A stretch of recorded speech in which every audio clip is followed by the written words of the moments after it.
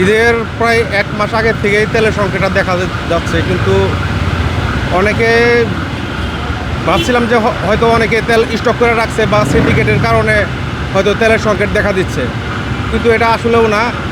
এই বাইরে হয়তো হয়তো তেলের ইয়াটা বন্ধ করার কারণে ওখান থেকে যদি বন্ধ না হইতো তাহলে বাংলাদেশে তেলের সংকট পড়তো না। অনেক দিন যাবৎ তেলের সংকট দেখা দিচ্ছে। আমি গত 2 দিন আগেও প্রায় 1 সপ্তাহ আগের থেকে তেলের অনেক পাম্প বন্ধ হয়ে গেছে। প্রায় 10টা তেলের পাম্প যদি খোলা থাকে তার ভিতরে 8টার ভিতরে তেল নাই এখন বর্তমানে।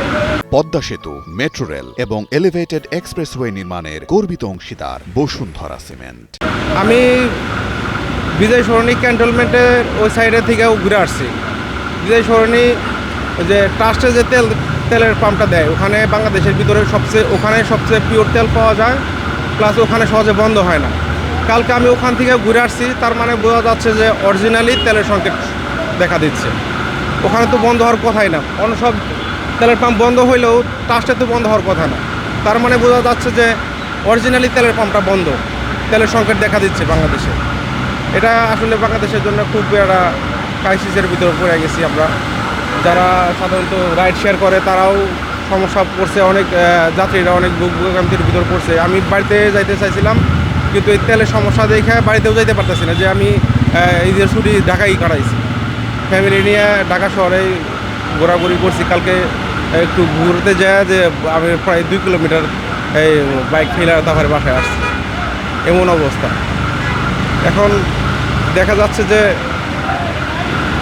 মানে এটা রাস্তাঘাটে এখন গাড়িগুলো খুব মানে অ্যাকচুয়ালি যারা বিশেষ কোনো প্রয়োজন না থাকে তারা বাইরে না বের হয় ভালো। সাধারণত এটা যারা বাইরে বের হয় তাদের জন্য ভোগান্তি, বা এটা প্রয়োজন না থাকলে আসলে তেলের অপচয় করাটা আসলে অ্যাকচুয়ালি এটা কারোর জন্য কাম্য না। হ্যাঁ, এইটাই জন্য। আর অনেক সময় দেখা যাচ্ছে অনেক পোলাপান দেখা যাচ্ছে এই ঈদের সময় অনেক উশৃঙ্খলভাবে বাইক চলাচল করে বা খায় মানে গাড়ি নিয়ে বের হয় অবসর টাইমে, বা ঘোরাঘুরি হয়তো অনেকেই করে।